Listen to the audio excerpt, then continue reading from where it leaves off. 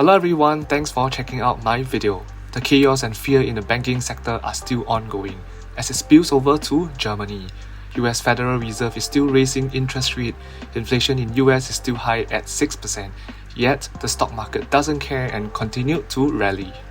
This shows how resilient the current US stock market is. But what could be the reason behind this strong market rally? Well, I have them covered in this video. At the same time, I will also be sharing one option trade that I made last week, which is in line with the current market trend, so do stay on to find out more.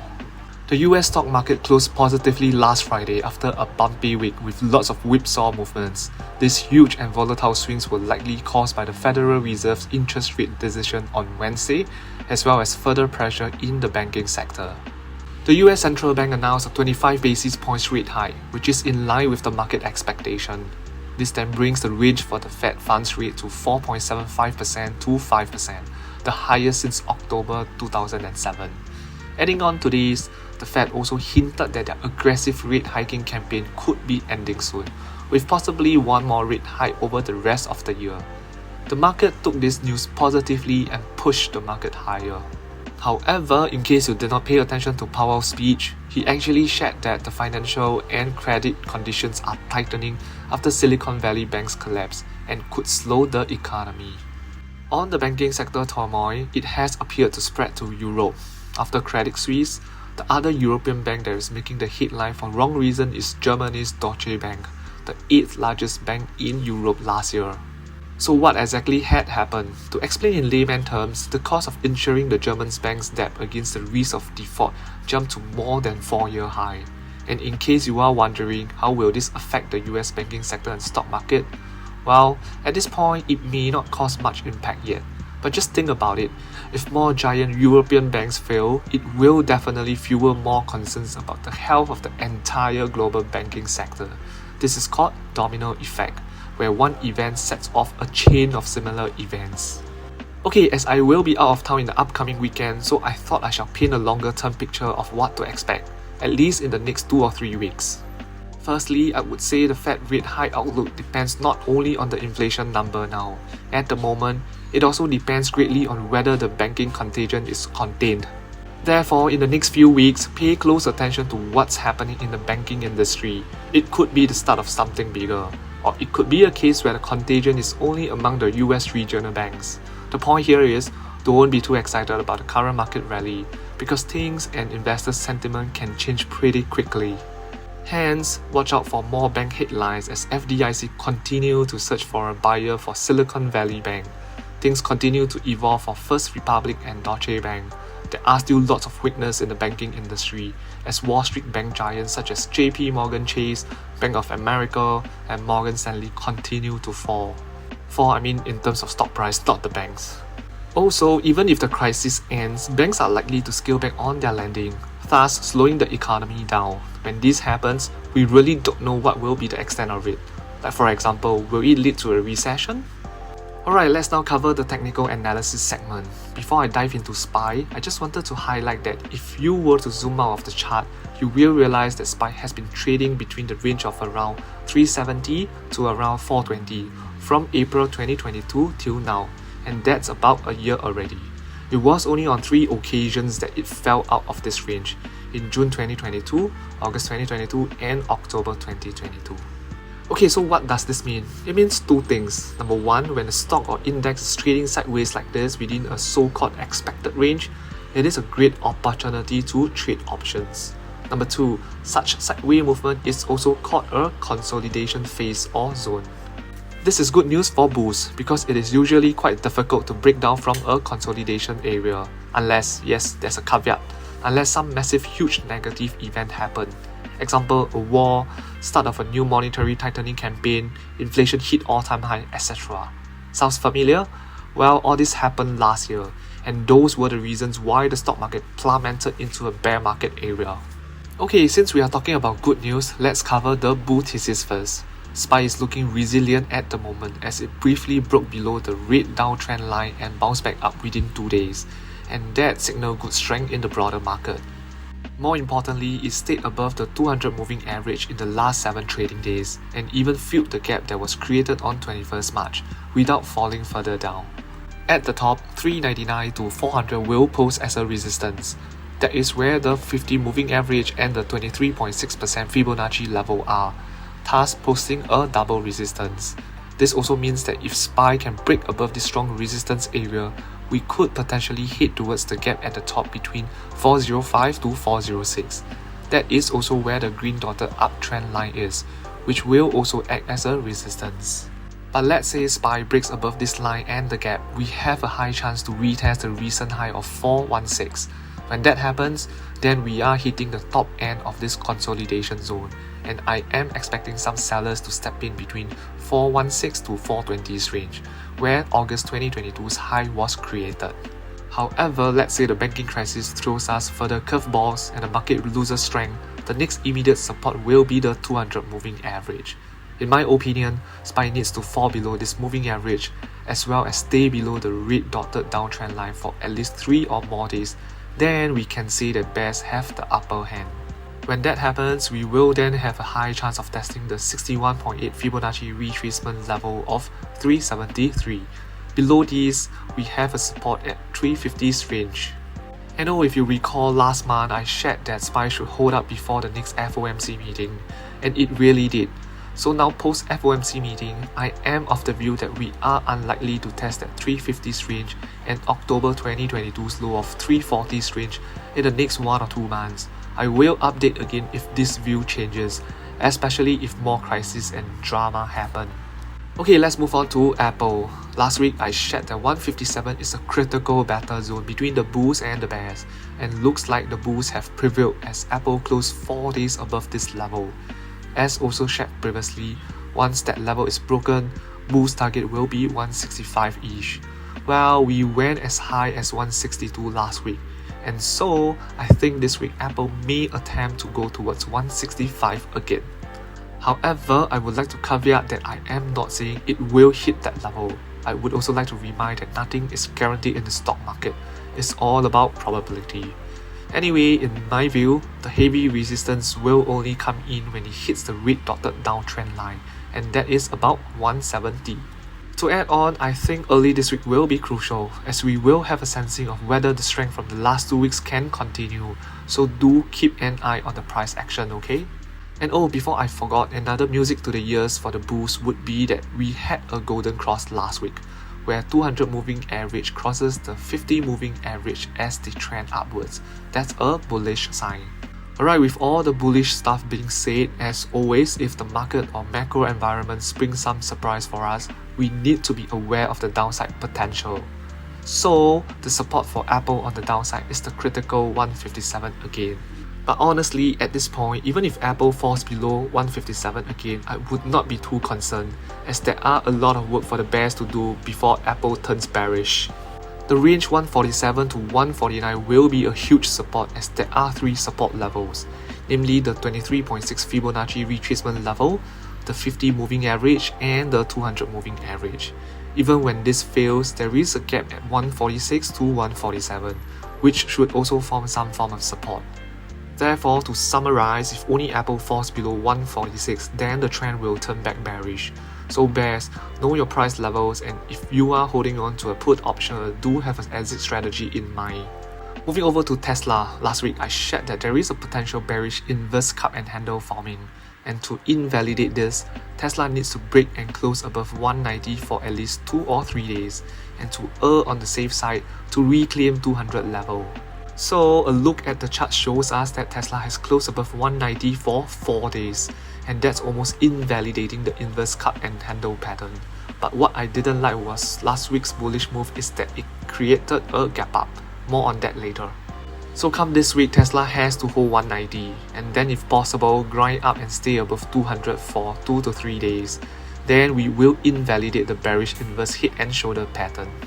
To add on, similar to last week, it is currently holding above the Ichimoku cloud, and the MACD just had a bullish cross. These are positive signs for the bulls. If the near-term strength continues, we could potentially hit towards the recent high of 217. That will be the immediate strong resistance level, as that is also where the 200 moving average is. And if Tesla can break and close above it decisively, the upside potential is huge. with the next resistance level at 250's range, and that's almost 60 points from the current price level. Anyway, Tesla bulls, don't get too excited yet, let's take one step at a time. Okay, a quick one on this. I have decided to start a mini support challenge in hope to gain your support. So how it works is that I will be posting a support challenge in my weekly market analysis video, and for those who have supported me, drop a comment below and I will thank you personally in my next video. If you do not drop a comment, then I will take it as you would like to stay low profile and anonymous, and hence I will not mention you in my video, but I am still thankful nonetheless. Anyway, for the last 2 weeks, I had received a coffee support for each week, and they are from Bao Guang and Mozi. You guys are the first 2 supporters, and I really thank you for the support. Okay, so the support challenge for this week is to accomplish either one of the following tasks. As the next video will be 2 weeks from now, so the first task would be, can I have 2 coffee supporters before the next video? I would like to have a Milo Peng and Kopi Gao Xiu Dai. So comment below if you have supported me and I will mention you in my next video. The second task would be to use my referral link to sign up for a Weibo account. You get free shares, I get them too. Promo ends 31st March. Again, comment below if you have done so and would like to be mentioned in my video. The third and easiest task costs you $0, and that is to help me achieve 30 likes for this video. I have been receiving 20 plus likes for my videos. The last time round it hit more than 30 was about 4 months ago. In case you're not aware, your likes and comments do help to push this channel to wider audience. This will in turn help to grow the channel and keep me going.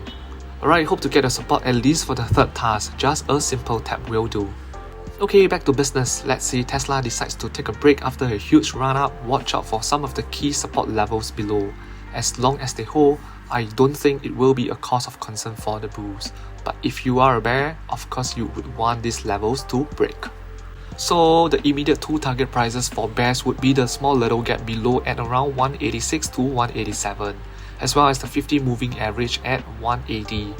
Even if we break these 2 levels as a Tesla bull, I will not be too worried, because there is strong support at 173. It's a double support formed by the 38.2 Fibonacci retracement level and the 100 moving average. Well, let me share with you where is the area of concern for me. It's actually below the gap between 146 to 154. If Tesla breaks below this area, as well as the 61.8 Fibonacci level, then bears are in control, and I will be a little worried for my sell put options. More on that later. Next up, we have Google. And wow, Google is on a massive run with 9 green candles out of the last 10. Okay, now let me show you something. Check out these W patterns. They appeared last year between May to September 2022, before Google broke down. Such patterns usually happen during a consolidation phase. So, if Google does not break out of this consolidation zone, then we have a chance that sellers will start stepping in soon as Google hit the resistance area of about 105 to 108. And if it falls from there, then the W pattern will form again. Strong support should come in at around 100 to 101, where the psychological level and 200 moving average are. Honestly, looking at this consolidation area, I wouldn't be too concerned even if Google breaks below that or even hit towards the sub-90s range. Again, just like what I have shared previously, I don't see Google breaking the recent lows of 83 or 84 in the short term, unless major bad events happen.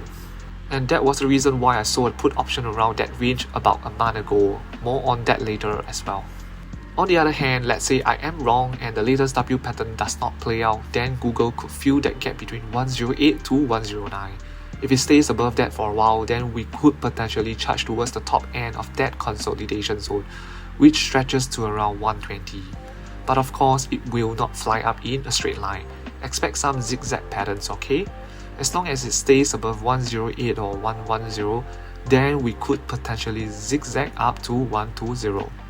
Moving over to my option trades, I had 2 put contracts that I sold last month and expired last Friday. The first one is Tesla with the strike price of 160, and it was sold back in 15 February. I have actually covered why I sold this option back then, and I will link the video at the top right hand corner. And since I sold that put contract, Tesla has been range bound, moving within the area marked by the 38.2 and 100% Fibonacci retracement levels. As a result of that, I profited the full premium of the trade, which is $300. The next put contract I sold was Google on 16 February with the strike price of $87. Again, the reasons why I sold this contract was covered in the same video.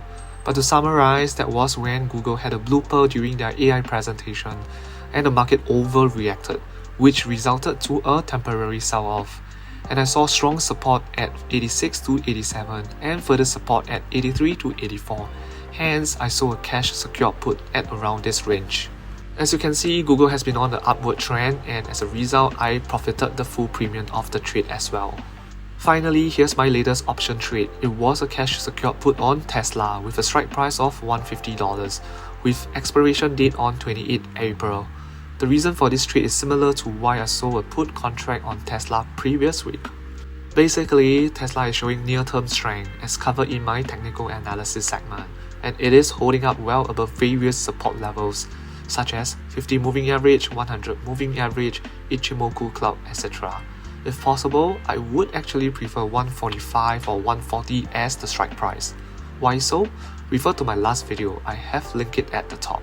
So anyway, I thought the premium was not bad for 150, hence I went for it, knowing the risk involved, which is I may be aside with 100 Tesla shares at $150. Anyway guys, just wanted to say, and sharing my option trades is more for your knowledge and reference and to let you know my thought process. It is really not for you to follow, especially when you are not aware of the risk involved. At this point, I think that the market overall is neither too fearful nor very optimistic. To put it simply, it is confused, just like many investors. As we can see from the huge swings in the market over the past 2 weeks. Based on the price action, I would say the market could not find a proper and clear direction. This is likely because there is a high level of uncertainty. But also because of this, I thought it was quite impressive how well the stock market has held up in the last 2 weeks. Anyway, what could be the reasons behind this rally? In my opinion, it's fueled by the flight to safety mindset, or at least perceived safety. Okay, let me explain. If you realize, the recent rally has been focused on growth and tech stocks, mainly the mega cap companies such as Apple, Microsoft, Nvidia, Meta, those few? This is because in a high interest rate environment and also uncertainty in the banking sector, investors would want to first shift their money from the financial sector to other sectors, which in this case, it's the tech sector. And then when they do so, they would want to select tech companies that are a little less reliant on credit financing. Such companies are already a cash cow who are able to generate so much free cash flow on their own. Unlike the smaller tech firms, these big tech giants are able to borrow less and still have good cash flow to run their businesses, etc. Thus, in comparison, they are less affected by a high borrowing fee and interest rate environment. Another potential reason why the market is holding up could be because the market has been beaten down since more than a year ago? I mean, S&P 500 has entered a bear market in Q1 or Q2 last year, and by now, many investors would have scaled back on their exposure in the stock market, and therefore, the impact caused by the banking turmoil is limited per se. I mean, this banking crisis began with lots of indices and portfolios already in the red by double digit, with many investors already at the base or minimum level of stock market exposure. So there's probably nothing much for investors to sell anymore. Anyway, the biggest question right now is how long will this flight to safety and tech rally last? Honestly, nobody knows. Despite being a long-term bearish on the stock market, I wouldn't want to fight this uptrend. And that was the reason why I sold a couple of put contracts in the last 2 weeks, which is a slight bullish move. Because who knows, if the bank crisis fades, then perhaps the market rally will broaden out and strengthen even more, and I wouldn't want to lose out on this potential bull run. As I have previously shared, cautious positioning and slowly dipping the toes into the stock market has always been my approach. That being said, the reason why I remain bearish or at least cautious in the long term is because of the ongoing banking turmoil, as well as the Fed's warning about the broader economy. I mean, yes, a lot of people said the Fed can't be trusted, but that being said, I do think that it is not wise to fight against the Fed. As shared by Jerome Powell, tighter credit conditions for households and businesses could easily have a significant macroeconomic effect. To explain in another way, more stringent lending decisions from banks could have a similar impact as further rate hikes from the Federal Reserve. It could slow the economy down and put it in a worse place than many had thought. And I believe these conditions have not been reflected or priced into the stock market yet. All in all, market conditions could change quickly, and try not to be a permanent bull or bear, but instead stay updated with the macro environment and be ready to act when things change. Okay, what are your thoughts on the current market rally? Are you picking up some shares already? Let me know in the comment section below. Lastly, please remember to tap the like and subscribe buttons before you exit from this video. Thank you.